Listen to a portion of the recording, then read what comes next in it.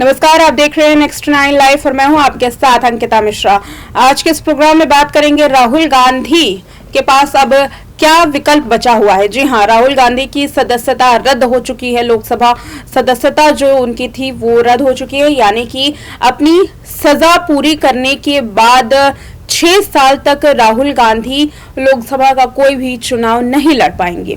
यानी कि 8 साल पूरे राहुल गांधी चुनाव नहीं लड़ सकते। ऐसे में अब राहुल गांधी और कांग्रेस पार्टी क्या रणनीति अपना रही है, क्या कुछ करने वाली है, क्या ये जो सदस्यता रद्द करने का जो ये नोटिफिकेशन जारी हुआ है, क्या ये रोका जा सकता है, क्या राहुल गांधी की जो मुसीबतें हैं वो कम हो सकती हैं। आज के इस प्रोग्राम में इस बात पर चर्चा करेंगे। सबसे पहले आपको बता दें कि राहुल गांधी की सदस्यता रद्द क्यों हुई।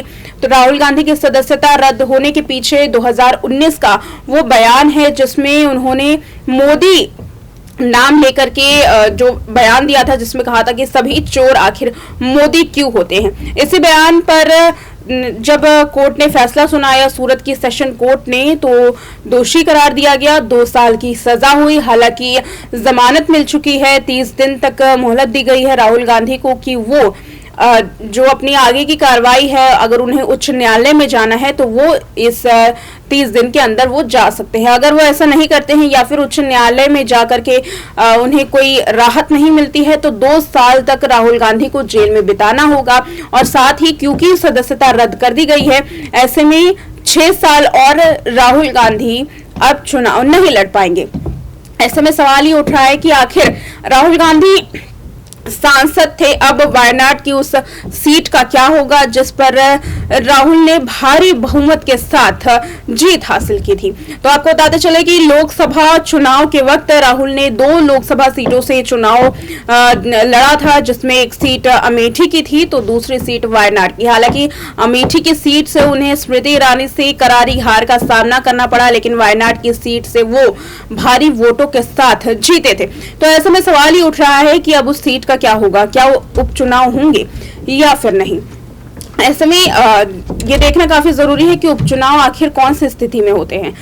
उपचुनाव तब होते हैं जब सांसद ने अपना पद छोड़ दिया हो, इस्तीफा दे दिया गया हो, या फिर सांसद का निधन हो गया, या फिर उन्हें कोई केस में सजा मिली है। ऐसे में उपचुनाव होने की जो चांसेस हैं वो थोड़े ज्यादा बने हुए हैं, लेकिन अभी इंतजार करना होगा 6 महीनों तक का, क्योंकि 6 महीनों के अंतराल में उपचुनाव होने हैं। ऐसे में जब राहुल गांधी उच्च न्यायालय में अपनी जो याचिका है ये लेकर के जाएंगे तो फिर उस याचिका में ये पता चलेगा कि आखिर कोर्ट क्या फैसला लेती है, अदालत क्या सुनवाई करने के दौरान क्या उनका रुख रहता है, दलीलें कैसी दी जाती हैं। इन सभी मामलों पर चर्चाएं होंगी और जल्द ही आपको बता दें कि कांग्रेस पार्टी जो है वो 5 बजे अपने सभी लीडर्स के साथ मीटिंग करने वाली है। मीटिंग में प्रियंका गांधी मौजूद होंगी, सोनिया गांधी, राहुल गांधी सभी मौजूद होंगे और फिर ये निर्णय लिया जाएगा कि आखिर याचिका कब देनी है और आखिर इसमें देरी क्यों हो रही है। सवाल फिलहाल ये उठ रहा है, लेकिन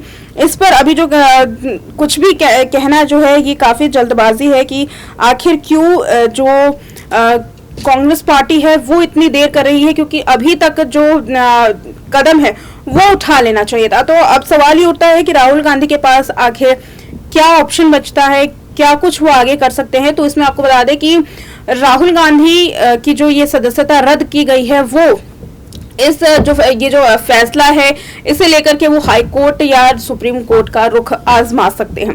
लेकिन अब वो हाई कोर्ट या सुप्रीम कोर्ट का रुख आजमाने से क्या होगा। सबसे पहले आपको बता दें कि अगर उनके मामले में सुनवाई की जाती है और बहाली हो जाती है उनकी सदस्यता की, तो ये जो पूरा मामला है वो अपने आप में समझ सकता है। लेकिन इसकी जो चांसेस हुए हैं वो थोड़े कम होते हुए नजर आ रहे हैं, क्योंकि इस पूरे मामले में राहुल के पास जो भी सबूत हैं वो कोर्ट ने देखे हैं। जो गुजरात की सेशन कोर्ट है उन्होंने सबूतों को देखा और फिर उसके बाद राहुल पर सजा सुनाई है। ऐसे में जो उच्च न्यायालय है दिल्ली की वो इस पर गौर करेगी और साथ ही सुप्रीम कोर्ट भी इस पर गौर करेगी। लेकिन अब राहुल के पास आखिर क्या ऑप्शन बचता है, क्या राहुल के पास कोई ऐसा कोई रास्ता है जिससे वो अपना जो इतना बड़ा जो झटका लगा है कांग्रेस पार्टी को वो समेटने की कोशिश करेंगे। क्या उनके पास कोई रास्ता है क्या, कोई तरकीब वो निकाल सकते हैं? क्योंकि अगर हाईकोर्ट में ये पूरा जो मामला है अगर ये जाता है तो एक मामला 17 अक्टूबर 2022 का सामने आ रहा है और वो मामला सुप्रीम कोर्ट का था, जब सुप्रीम कोर्ट में मनोज तिवारी बनाम मनीष सिसोदिया का केस लड़ा जा रहा था। ये मामला जो है वो अब काफी ज्यादा चर्चाओं में आया था और इसमें एक टिप्पणी की गई थी वो वीरेंद्र गुप्ता की ओर से। टिप्पणी ये थी कि घोटालों को उजागर करने की बात कही थी मनीष सिसोदिया के खिलाफ। तब सुप्रीम कोर्ट ने कहा था कि अगर इसमें किसी भी व्यक्ति विशेष का कोई नाम नहीं है, ये पूरा जो केस है वो मानहानि में नहीं जाता है। अब ये जो टिप्पणी है सुप्रीम कोर्ट की, तो ये अपने आप में काफी ज्यादा मायने रखती है कांग्रेस पार्टी के लिए। क्या कुछ वो पूरा केस था वो मैं आपको बताती हूँ। इसमें 17 अक्टूबर 2022 की बात है, जब सुप्रीम कोर्ट ने मनोज तिवारी बनाम मनीष सिसोदिया केस में महत्वपूर्ण टिप्पणी दी थी। भाजपा नेता तिवारी और वीरेंद्र गुप्ता के आपराधिक मानहानि केस में दिल्ली कोर्ट में समन को चुनौती दी गई थी। मामला दिल्ली के पूर्व उप मुख्यमंत्री मनीष सिसोदिया ने दर्ज करवाया था और फिर कोर्ट ने तिवारी और गुप्ता के बयानों को बारीकी से पड़ताल की थी। तिवारी ने सिसोदिया के खिलाफ 2000 करोड़ के भ्रष्टाचार का आरोप लगाया था, जिसमें सुप्रीम कोर्ट ने अपनी टिप्पणी दी थी। सुप्रीम कोर्ट ने गुप्ता के खिलाफ मामला रद्द करते हुए कहा था कि किसी राजनीतिक दल से जुड़ा कोई शख्स अगर सार्वजनिक पद पर बैठा है और ये कहकर के चुनौती देता है कि मैं आपके घोटालों को, आपके स्कैम को उजागर कर दूंगा, तो ये कोई मानहानि नहीं है। कांग्रेस पार्टी इसी टिप्पणी से अपनी जो रणनीति है वो तैयार करने की कोशिश कर रही है कि कैसे जो अपना केस है मानहानि का, उस पर जो निर्णय गुजरात की सेशन कोर्ट ने लिया है वो उस निर्णय को चुनौती दी जाए।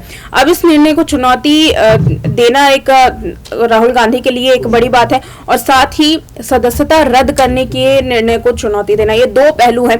पहली, राहुल गांधी को उस निर्णय को चुनौती देनी है जो गुजरात के सेशन कोर्ट ने दिया है, जिसमें उन्होंने 2 साल की सजा मुकर्रर की है, और दूसरी चुनौती उस निर्णय के लिए होगी जिसमें सदस्यता रद्द कर दी गई है।